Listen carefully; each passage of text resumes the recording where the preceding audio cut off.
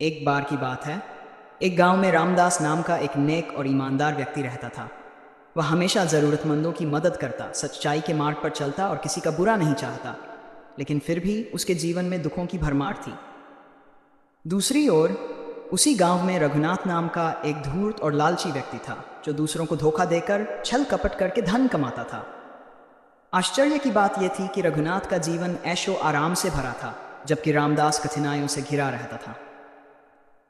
रामदास के मन में यह सवाल बार बार उठता, मैं सारा जीवन अच्छे कर्म करता हूँ, फिर भी मुझे दुख क्यों मिलता है, और रघुनाथ जैसा पापी व्यक्ति सुखी क्यों है। अपनी इस दुविधा को सुलझाने के लिए वह गांव के एक ज्ञानी संत के पास गया और अपनी पीड़ा व्यक्त की। संत मुस्कुराए और बोले, बेटा, मैं तुम्हें इस प्रश्न का उत्तर एक कहानी से दूंगा। संत ने समझाया, एक राजा था जो न्यायप्रिय था, लेकिन उसके राज्य में एक अपराधी था जिसने बहुत सारे पाप किए थे। राजा ने सोचा कि उसे तुरंत कड़ी सजा देनी चाहिए, लेकिन तभी मंत्री ने कहा, महाराज, उसे थोड़ा समय और दे दीजिए, हो सकता है वह अपनी गलतियों को सुधार ले। राजा ने मान लिया और अपराधी को कुछ समय और दिया। दूसरी ओर एक सैनिक था जिसने हमेशा ईमानदारी से राजधर्म निभाया। एक दिन युद्ध में वह घायल हो गया और उसकी मृत्यु हो गई।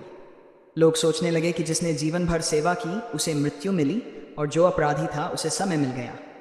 लेकिन राजा जानता था कि सैनिक ने अपने कर्मों का फल पा लिया और अपराधी को अपने कर्मों का फल भविष्य में मिलेगा। संत ने आगे कहा, रामदास, यह संसार एक कर्म भूमि है। तुम्हारे पिछले जन्मों के कर्म भी तुम्हारे वर्तमान जीवन को प्रभावित करते हैं। अच्छे लोगों को कभी कभी अपने पिछले जन्म के कर्मों का फल भुगतना पड़ता है, जबकि बुरे लोग अपने अच्छे कर्मों का बचा हुआ फल भोग रहे होते हैं। लेकिन न्याय का चक्र कभी रुकता नहीं। जब समय आएगा तो पापी को भी अपने कर्मों का दंड मिलेगा और सच्चे व्यक्ति को उसका उचित फल मिलेगा। रामदास को अब समझ आ गया कि ईश्वर का न्याय तुरंत नहीं होता, लेकिन अवश्य होता है। उसने धैर्य रखा और अपने कर्मों में विश्वास बनाए रखा। समय बीता, रघुनाथ के पाप बढ़ते गए और अंत में उसे एक बड़ी विपत्ति ने घेर लिया। दूसरी ओर रामदास की ईमानदारी और अच्छाई ने उसे सम्मान और समृद्धि दिलाई।